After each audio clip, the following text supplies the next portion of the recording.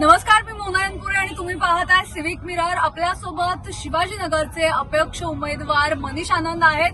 भव्य अशी आता सभा झाली आहे, मोठी सभा झालेली आपल्याला पाहायला मिळते. छत्रपती संभाजीराजे यांच्या उपस्थितीत ही सभा झाली आहे. काय सांगाल, काय नेमकी कशा पद्धतीची सभा झाली आहे? चांगली सभा होती. सगळे मतदारसंघाचे मिळून एकत्र तिथं उमेदवार जे स्वराज्य पक्षाचे उमेदवार आहेत आणि दोन ज्यांना पुरस्कृत केलं छत्रपती संभाजी महाराजांनी, ते सगळे उपस्थित होते. चांगला जनसमुदाय तिथं उमटला होता महाराजांना ऐकायला आणि महाराजांनी एक चांगला संदेश दिला तिथनं स्टेजवरनं. जाहीर पाठिंबा देण्यात आलेला आहे. अतिशय म्हणजे मोठं नाव आहे. काय वाटतं, कसा या संपूर्ण सभेचा परिणाम होईल, काय फरक पडेल याचा? ज्यांच्या नावाचा मतदारसंघ आहे त्यांच्या वंशजांनीच थेट मला पाठिंबा जाहीर केलेला आहे.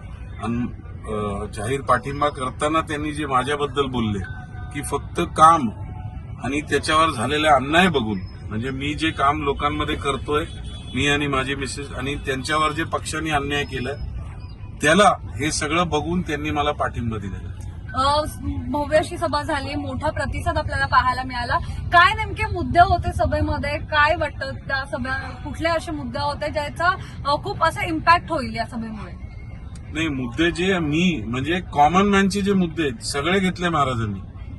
मी तर अहवाल त्यांचा आजच वाचला. त्यांनी जे आज तिथं अहवालचं उद्घाटन केलं, तर त्याच्यामध्ये जो बेसिक मुद्दे आहेत, जसं मी प्रत्येक वेळेस बोलत आलो की शिवाजीनगरला हॉस्पिटल पाहिजे, प्रॉपर एज्युकेशन सिस्टम पाहिजे, पाण्याची लाईन्स पाहिजे, इतर सगळ्या गोष्टी दिल्या पाहिजेत, झोपडपट्टी स्लम्स डेव्हलप झाल्या पाहिजे, माझे राहणारे मतदारातले जे स्लम्समध्ये राहणारे मतदार बंधू भगिनी आहेत त्यांचा राहण्याचा लाईफ स्टेटस थोडासा वाढला पाहिजे.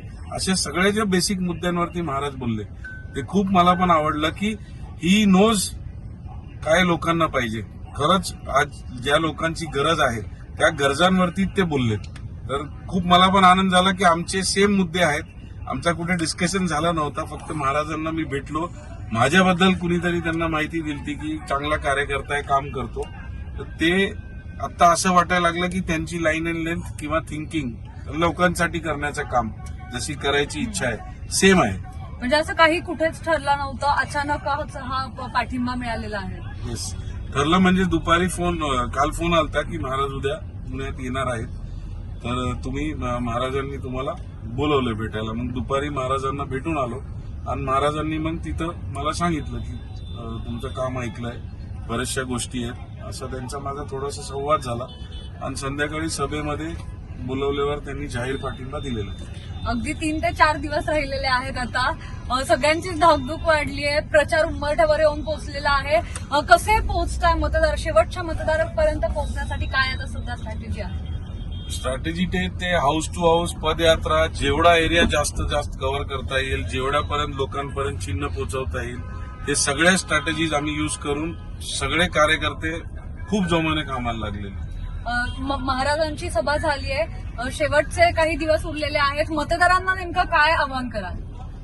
मतदारांना एवढंच माझं आव्हान राहील परत की तुम्ही काम करणाऱ्या माणसाला निवडून द्या.